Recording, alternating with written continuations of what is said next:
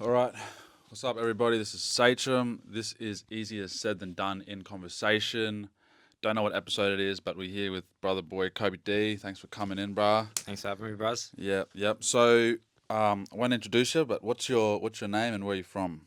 My name's Kobie Dee. I'm a Gomeroi Wadi Wadi man. I grew up out here in Sydney South East on Bidjigal country. Yeah, still out these ways now too. Yeah, deadly. So for people who don't know where your country is, like where is that located, like town wise? What towns are? So, where my mob's from on Gomeroi country, we're from a little part northwest New South Wales called Terry High High. A lot of families, Moree is where like my family grew up, and a lot of my family still is from my father's side. But a lot of those families come from Terry High High, and we moved out to Moree. So yeah, I always like to, because I always say I'm from Moree, and then my family's from Moree, but originally, Terry High High, that's the place that a lot of the families from around Moree come from. Yeah, deadly. And yeah, from my mum's side, Wadi Wadi, around like Port Kembla ways, Wollongong, just down them ways, south coast of New South Wales. Yep, deadly. And here in Sydney, doing your thing. What is your for people who don't know, what's your craft, your artistry? What's your love in the art space? Yeah, well, I'm a rapper. Um, I think to just say I'm just a rapper, I've always mostly said like I'm an artist. Like um, I like to frame it in that way because I think it's restricting just saying like just rapper. Because I do like to think of myself as more as rapper, storyteller. Um, I'm a bit more into like the production side at the moment as well. Is like trying to be more involved in the whole process with music and um, yeah, I'd say artist above everything. Mm. Yeah, Yep, music wise, yeah. yep. I think yeah, I've seen a lot of your stuff from being a young fella. I think the first thing I remember seeing of yours was you sitting on like a countertop rapping, Mm, and it was like a Facebook video that you must have posted up probably before you were releasing stuff on mm. Spotify, That was Apple Music, and all that. about a girl. Yeah, Yeah, yeah. yeah, it was about a girl. Mm, Um, and then now you're, yeah, in the space where you're doing it full time and mm. releasing music and releasing projects, some amazing projects, amazing storytelling. What has your journey been like for, like, saying from sitting on that countertop rapping to where you stand now? Like, if you can give a brief rundown on how that's Mm, gone about. mm. My journey through music, like I started writing when I was about 10 years old. I started recording when I was about 14. Um, and I've always dreamed of being where I'm at today. I don't take any of this stuff for granted of where I'm at today, and it's always been my vision, it's always been my dream to be able to, you know, live off of my music, and for this to be my life as to be a musician, to be an artist, to be performing. Those early videos that I used to put up just on Facebook, Mm. um, was always just about like I knew they were important stories that I was telling, and I was like, I got to get these out there, And so I used to just get my sister to record me. She used to just record me on my phone, and I'd play a beat from YouTube that I'd been writing to or something, and she'd film me, and I'd just put it up on Facebook. And yeah, that About a Girl one got like 180,000 on Yeah. 180,000 views on Facebook, and um, yeah, like I think from that moment I was kind of like, all right, like I've got to record this properly, and I've got to you know do this properly, because at the time it was just I was just making music for the fun of it. I was just Mm. I liked I liked pulling some raps out at parties, or like Jody was like a party trick for me because like we'd all be sitting there drinking, or and it get to that point where someone will be like, "Oh, Kobe D raps," or I would just start rapping, Yeah. and I'd do a song like Jody, and people would be like, "What the fuck?" Like It's been that's out. crazy, yeah. And it was like I liked being able to take people on a journey like that, So that was that was always like my intentions with writing stories and taking people on those journeys is like, um, you know, taking people on a different experience of what music was for me, you know, because I think for artists like Tupac and Kendrick and J. Cole and Nas and, Mm. you know, these rappers for me, they took me on a journey. And they, you know, Immortal Technique, Slick Rick, more of the storytelling stuff. Yeah. Like those tracks for me, those artists for me, they took me on such a journey that I wanted to be able to do that myself. And Mm. so yeah, pretty early on I started writing like that, and I started writing those stories. And um, I used to record at a community center down in Redfern. With Heaps Decent used to run workshops and stuff down there Yeah. for free every Monday. And I was 14 when I first started recording in there, and I stopped for a while. I had my own stuff going on, and I started boxing for a bit. I stopped rapping, and they didn't really see me since I was like 14. And then I went back in when I was about 19 years old, and the first two songs that I recorded back there was Jody and This Life. Yeah. Wow. And Shantan, who was working there back when I was like 14, he recorded like my early stuff when I was like a teenager. Um, he was there when I recorded Jody and This Life, and he was just like, "This is crazy. Like, you should really commit like to this stuff." Mm. And he's like, "If you're down, like, I'd be down to manage you." Um, and yeah, so we went on from there, and for the first few years, he managed me and you know, helped me shape like not my sound, but like more so of like I think musically he helped me find my groove, I guess, of like Mm. being a bit more being a bit more like experimental with the way I say things or characterizing things or you know attitude or Yeah. anything that kind of I guess like because when we first start it's just like the one monotone, Yeah. you know, Fully. That's where we all rapping like start. that. Yeah. And then he helped me like kind of, you know, emphasize more on words and doing all that stuff. He got me in the room with a lot of different producers and stuff as well. So yeah, that really helped like that the start of my career. And he was like, you know, we're getting music out and Jody obviously dropped well the opportunity for Jody come up. Um and he was for the Bars of Steel, The bars sorry. are still. Yeah.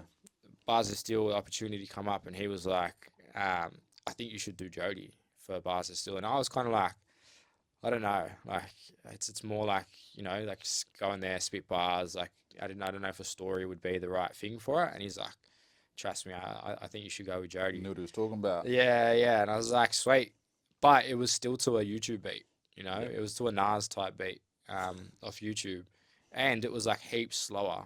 Yeah. It was like, so let me take you back to where this story began. It was like slow. Mm. And then we hit JT up. Literally, I think it was like the night before. We hit JT up and was like, can you remake this beat? And can we speed it up a little bit? So yeah, we got it like the next day. And I went in there and I recorded it. One take because I'd been rapping it for like for Yeah. ages, you know, like Party trick. yeah, Yeah. yeah. So I went in there and like just the first take was the one that we went with. I didn't do it again. Just that first take, and that was like that was the big moment for me because Mm. once that came out, it was like kind of like got my name out there and really established me as an artist. Yeah.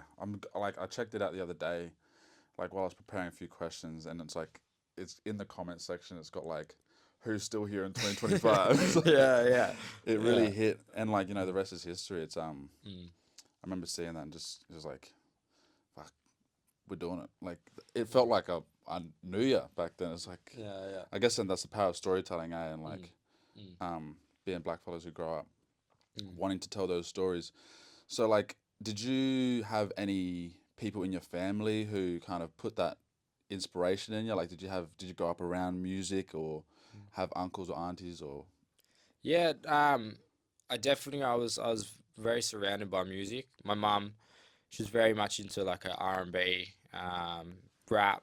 You know, I think like my earliest memories was just my mum. You know, when you heard Usher in the morning or something, um, you knew that the house was getting cleaned getting up. cleaned up Sunday cleaning, bro? Yeah, you'd hear the vacuum start soon, and You know, so that those were my earliest memories of like music. And my uncles were really good guitar players, still are very good guitar players. Um, and every time I'd go and see them up in Casino, Mm. um, which is where my nan and my uncles and my auntie used to live. Or they still live up those ways. But when we go up and we'd visit, I'd always love to just sit there and just listen to my uncles play the guitar, Mm. you know, and they were playing like Johnny Cash, you know, Metallica, and they both had their own styles. You know, they both were more into Yeah. their own certain things. You know, Jimi Hendrix. My uncle loved Jimi Hendrix, and he was showing me those kind of songs. You know, so I had a bit of, you know, like I had the rap, I had the hip hop, the R&B from my mum, but then I also had like the country, the rock, the, Mm. you know, those different kind of things from my uncles. Um, so I kind of, yeah, like I grew up with a mix of that stuff. So it was like I just loved the stories. I loved the feeling. I loved the, you know, I loved watching performances on YouTube and stuff like that. And so I guess yeah, I was always surrounded by music, and I was always introduced to different kinds of music. Yeah. Um, so it wasn't long until I was like, I want to do this for myself. You know, it was really my mum listening to Easy Does It. You know, I've told this story like a million times because I think like that's the really pivotal moment for me because it was, and I still don't really know what it is. It's like I think just hearing my mum listen to something like Easy Does It, where Yeah. it's like, you know, the start is like, it's like, yo, bitch, shut the fuck up, get the fuck out of here, yo, Dre, and then for me, I was like, that was funny, like it was a crack up, you know, and I didn't listen to the rest of the song. I just used to listen to the little skit at the start, Yeah. and then listening to my mum listen to the whole song, I was like, this is actually crazy, and then something in me was just like I can do that. Mm. Like or something in me was like I wanna write a rap like this. I wanna do something like this. Yeah. And I went in my room and it was kind of like it wasn't something that I had to it's kind of like I just could just do it, you know, like I could just put words together. Yeah. They weren't the best, like the flow, all that stuff, but like it was just something I could always do. I could always just put words together, and from that moment, it was like I was doing it all the time. Yeah. And you've been doing it, bro. It's Mm, been a deadly journey to see and vicariously be a part of. Just like having you on the album and mm, just seeing your growth. Um, and I guess without being thing, it's just like seeing that what's possible, seeing mm, what's achievable. mm. Um, so you've obviously been doing this for a long time. There's like probably a million things you could talk about accolade wise, but um, what's something that you're proud of in the past? We'll just narrow it down to like the past maybe year. Mm. Um, like whether it's accolades, personal life, like what's something that you're proud of that you've achieved in the past year? I'd say the studio is my most proud thing in this past year. You know, um, to be able to create a space where young people can come in and tell their stories and make music in the same place, you know, same neighborhood that I grew up making music. Mm. Um, that would have to be my greatest achievement accolade in the past year. I'd say, like music wise. Yeah, it's like I think the more you know, I've been doing it. Me and Tasman Keith have been doing it together, and got another young lad Orlando that's been working with us, and I think it's like it takes me back to when I used to start like writing music, you know, when I was young and seeing like these young people start to tell their own stories, you know, Mm. um, and helping them just along that journey. It's kind of just like ignited more of a passion for it for me. Just to be able to be involved in someone else's, I guess, progress as an artist is massive, you know, because we get to open those doors for them. We get to, you know, show them what's out there for them to be able to achieve, Yep. um, and some of the stuff that they speak about, you know, is stuff that they wouldn't be speaking about with anyone else. You know, Yes. they wouldn't be seeing counselors. They wouldn't be seeing, people that they can open up to about some of the stuff that they speak about in their music. So to know that that space is there for them, is massive for me. Yeah. Have you got a name for the studio? 24/7 studios. Yeah, 24/7, bro. yeah. So for me, like, it's spelt TWENNY and then the number 47. Few different reasons, like number 47. Like, I'm sure if you've heard like Capital Yes. Steve's and all that stuff, and so there's a big meaning behind that for me. But then just 24/7, just the saying 24/7, just the word 24/7. It just represents, for me, it just represents my whole life. It's like there's never ever not a moment where something's going on, whether it's bad, whether it's good. Um, it's just every day is 24/7. It's like, yeah, if something bad's happening, like, the world doesn't stop. You can't just like hide from anything. You can't just, you've got to deal with that so that you can move on to the next thing. Yeah. And um, I feel like that's just like the motto for me, is like it's a 24/7 thing. Yeah. Every day is just something new. There's always going to be something going on. I think for a long time, I'd be in a dark place, or something like hard would be happening, and I'd put things off, and I'd just be like, I'll wait to do this until I've dealt with this. Um, I'll wait for the right time to do this. And at one point, I thought, you know what, like, there is always going to be something going on, and there may not never be a right time to do this. So why Totally. don't I just fucking do it? Um, and I guess that's where the name come from. It's like there's always going to be something going on. Yeah. Deadly. And you guys are running like real mad workshops out of there, and Mm-hmm. kids just kind of pop up and It's pretty much just a drop in at the moment. Like, and I haven't like advertised it because it's a very local thing, and that was my whole idea for the studio. And like, so, other kids can come in and have like messaged me directly, and like we've done sessions outside of the workshop stuff, but the workshop stuff, there's a lot of stuff going on in my community at the moment down at Lexo. And um, so Lexo's like, I guess, like, we're like the housing commission side of Maroubra. yeah. So you've got Maroubra, but then you've got Lexo within it. Yeah. And there's always been problems through Lexo. And for me, it was like, I want to do something for the young people that I wish we had when we was younger, when we was like the problem, Yeah. because that's the way that everyone sees it. Like, they just see these kids as a problem. Mm-hmm. And it's like, they're not a problem.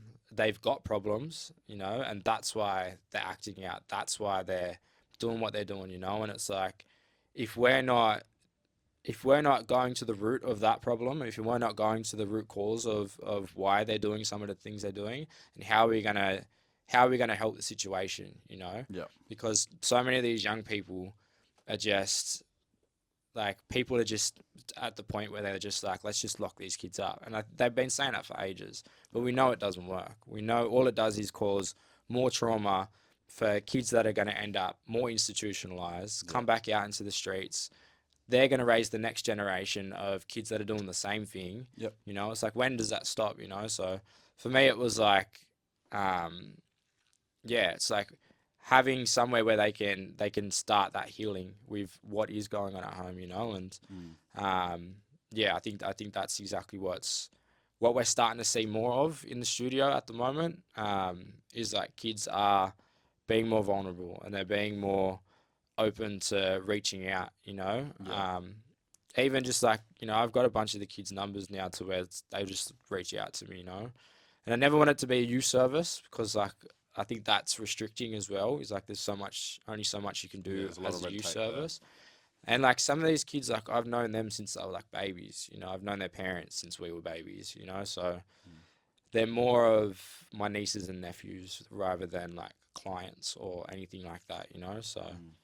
yeah. Yeah. It's I think it's just something that we can all relate to, is like, other than you and me, about just like that community thing. Like, there's a lot of beautiful stuff that goes on Mm. in community. I was talking with Taz about it too. Like, a lot of beautiful stuff goes on, but a lot of um, hardship goes on, and it's, I guess, leading into our track that we did together. It's like, just let us breathe Mm. a little bit, and like where do we find spaces that we can breathe Mm. and like can just talk about what we've got going on and talk about what's going on at home. Mm. And I guess that's why when I made the track, um, it was like, yeah, this is a Kobie, this is a Kobie thing, because Mm. it was I I knew some of your story, not from what you told me, but from what you shared with the world. Mm. And I think one thing that for me is like this fella's like out out sharing his story, and that stuff's like that's hard sometimes. Mm. You know, it's like it's people see it as art and they consume it, but it's something that you've had to go through, that we've had to go through, and it's like, okay, well, this is a track where we're talking about, or just let a brother breathe in, Mm. breathe out, Mm. and this music will tell you what it's all about. Mm. Um, so yeah, like what is like you obviously on the album, easier said than done. I don't know if you know that's the name, but that is the name of the album. The song that we did was Breathe. Mm. When that was something that was we did it at Base 8 Studios while you had your was it a tour you were doing, eh? Yeah, I was on my national tour then. Yep. Yeah, yeah. Before you dropped the EP, Mm. because I remember you playing it for me in the car. Mm. Um, and we did it with Toby with Nerve, Mm. and yeah, when you heard the track and when you got in the booth, I remember like it was like one of those moments. It's like fuck, Mm. this is a timestamp. But what was that moment like for you? Mm.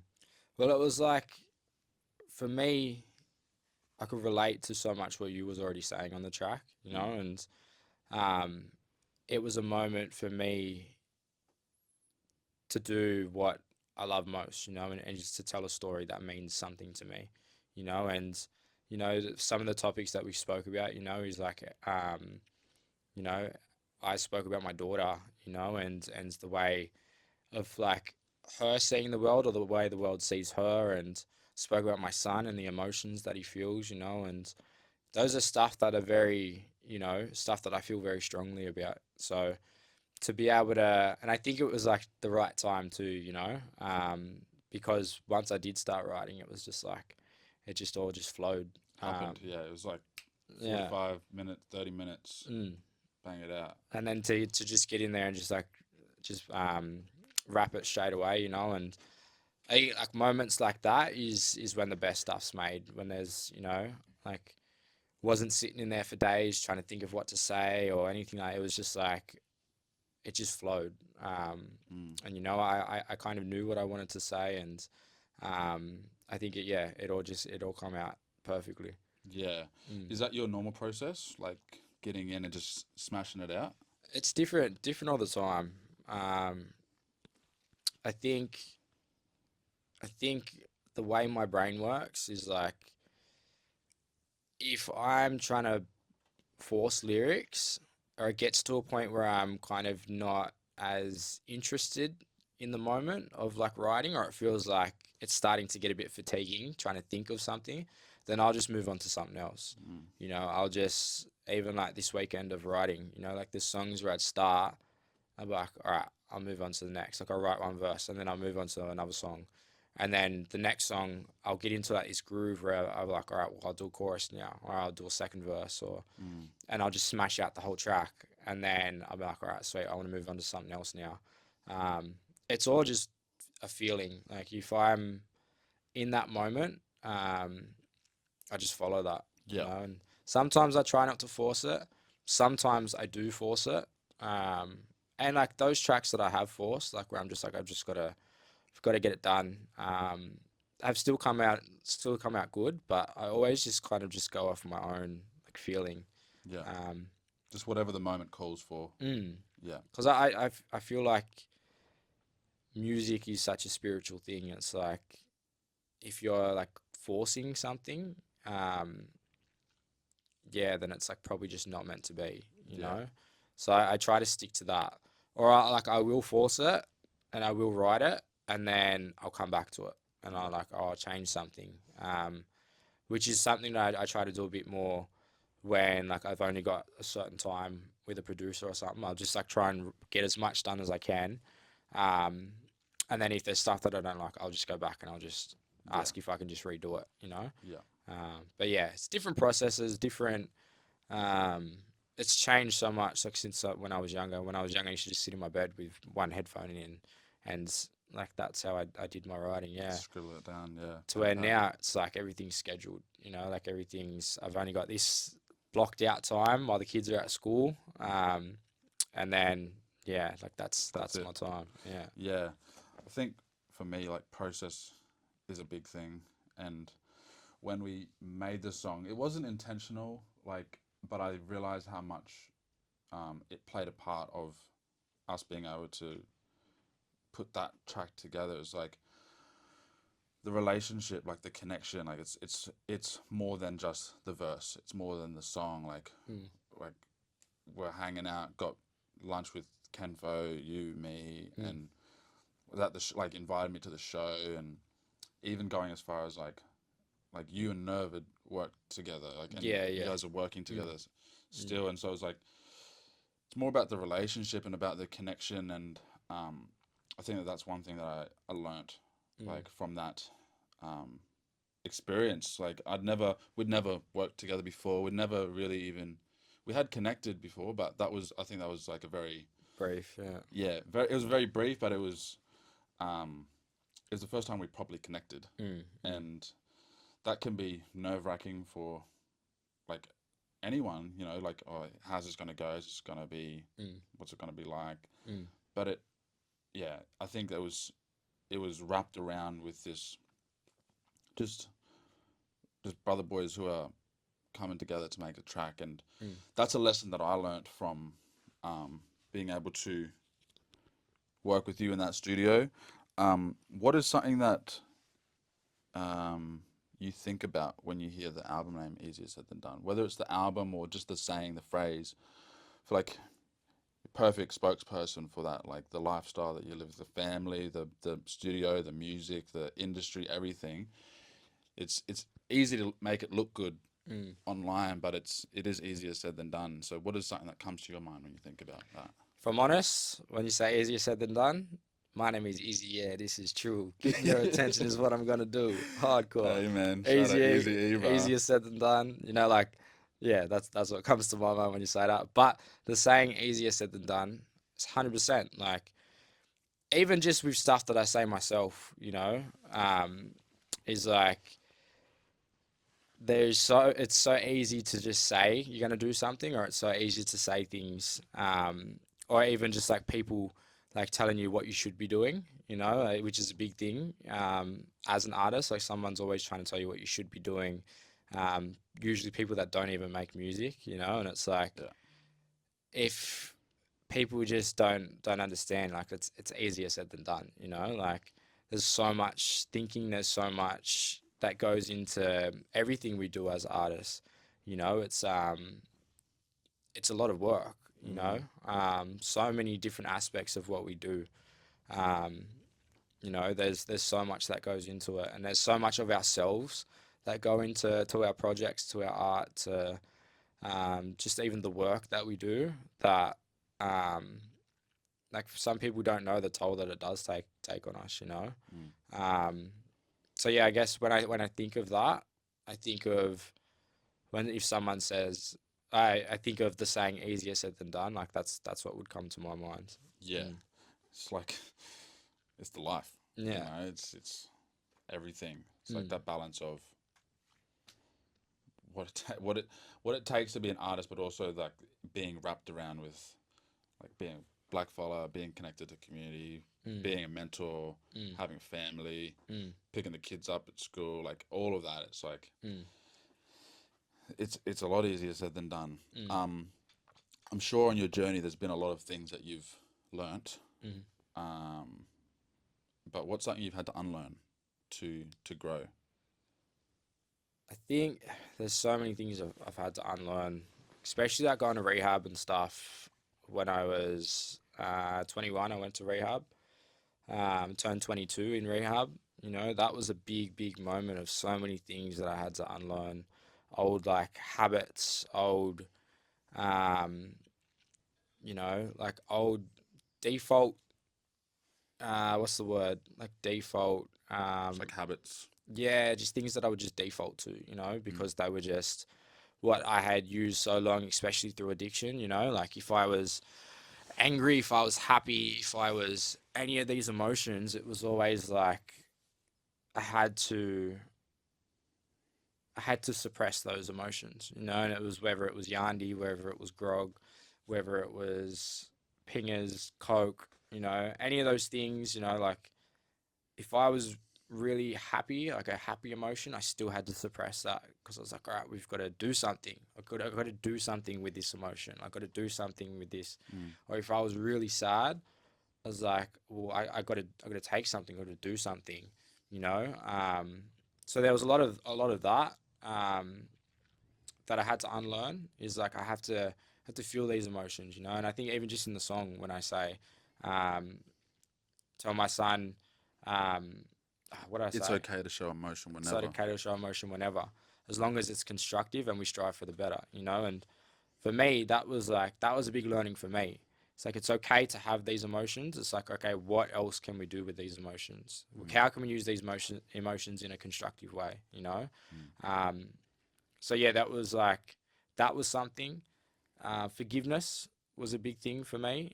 I had to I had to unlearn resenting people, and I had to unlearn, because I think for so long it's like if someone does something to you, it's like fuck them, Mm. like if it's on site, like if I see him, I'm fucking punching their cunt, I'm Mm. fucking, that's just normal, that's just how it is. Like I had to unlearn that because there was so many people that had done me wrong, like especially at that point in my life, that if I held on to that mentality, I'd be punching on with everyone for one.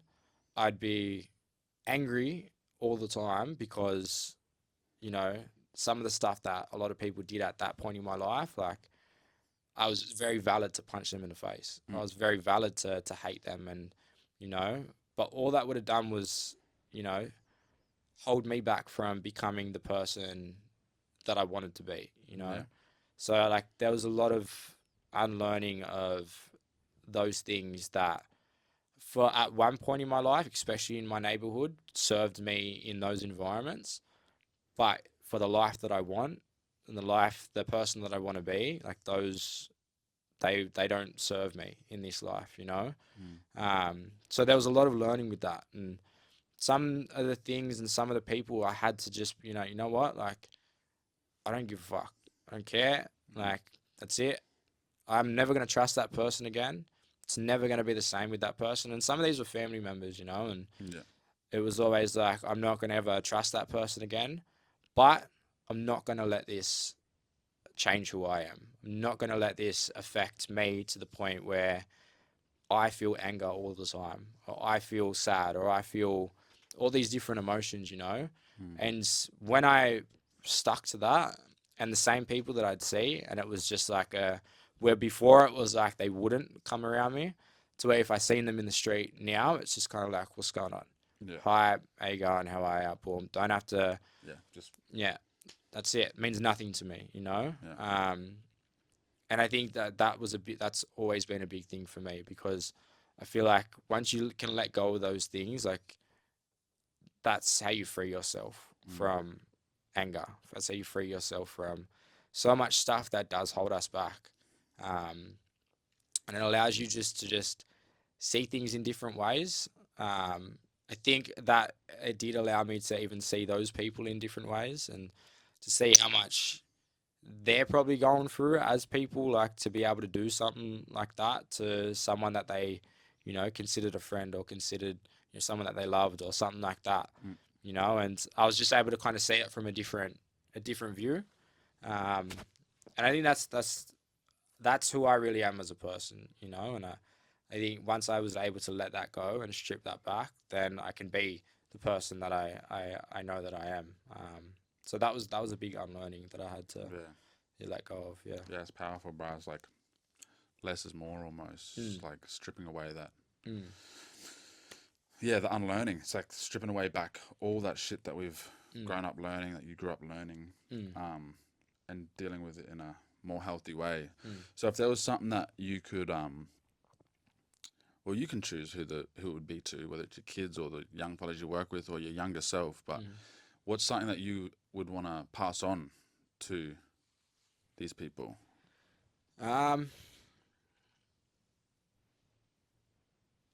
Look, my advice is to whenever I get asked this question, it's always the same answer. Like my advice to young people, it's always to be yourself. But in this, just to kind of switch it up a little bit, like something that I would pass on, um, to whether it was my younger self, my kids, or anyone, is I guess never be afraid to take risks and never be afraid to follow what you believe in and follow like your passions and whatever you love to do, and never be afraid to switch those passions or switch those things that you want to do. For me, I just went with whatever I loved or whatever made me feel like motivated to do. I just did. And some of those things, like I was shit at, and I never would have known if I didn't try it, and some of those things I got good at, boxing. I boxed for a few years and had about 16 fights. I won 2 titles. I got to fight like all over the country, you know, had a mad time and a mad experience, and something that I can still carry with me to this day. I still instill so much of the training and the discipline just in everyday stuff, and I learnt so much from that. But then I come back to music, and I think if there's something I could pass on, it's always just follow what your heart wants to do. You know, I think it's also my ADHD as well. Like I get hyper fixated on different things, but I think that's why I got good at like whether it was music or boxing or you know um, Ability to focus on it. it was just like I just put everything into it. And I think it's if I could tell young people, it's like never be afraid and never let anyone tell you that you can't do that. Or never let anyone make you feel like that dream's too big. Because people used to laugh at me when I said I was going to be a rapper. And Mm, people would be like, "You're not American. Like this isn't America." totally. And um, that was like the main thing that anyone would say to me. And it's like, well, now, like, Look at me now. look at me Hey. now. It's like I think that's the main thing that I would say to young people is never ever let anyone tell you you can't do anything. Yeah, Mm, mad. So good advice. I wish I heard that when I was a young fella. mm, Um, well, I did, but just not from the spaces that like I wanted to be in. mm, Um, so if there's, you've got a lot under your belt already. Um, I'm sure there's lots to come. mm. Don't leak anything you don't want to. But what's next for Kobie Dee? I got a track dropping soon. Um, it'll be after our release. Yeah, I got a track dropping. I'm not sure the date. Not sure the date yet. But that'll be soon. Um, I've got working on my album at the moment. No dates or anything for that, but I've I think I'm in a good place at the moment because I know what my why is of like why I'm doing what I'm doing, and I always have. I've always said I have, but I feel like now more than ever, like more stepping into like why I really do this and why I guess what my purpose is in with this music stuff. Like why can I do why can I do the stuff that I do with my music and what's the purpose with that? And like for me, I'm always thinking that it's not any mistake that we are artists. We've all got something to say, and it's like I think it's like us figuring out like why do we have this gift, and what can we do with this gift? And I think for me, more so, I'm stepping into like I know what that purpose is, and I know what my why is, and which makes this like album. I'm so much more focused on what it's going to be, and um, I'm just having a really good time, I guess, discovering different parts of my own story, but telling other people's stories and our stories, and you know, so yeah, it's working on the album at the moment, and I think yeah, we're going in a good direction. Yeah, bro. Mm. Thank you so much for being out here and Thank you, brother. taking some time. Appreciate This it. is Sachém and Kobie Dee. Easier said than done in conversation. Easier said than done. Yes, sir. Sick.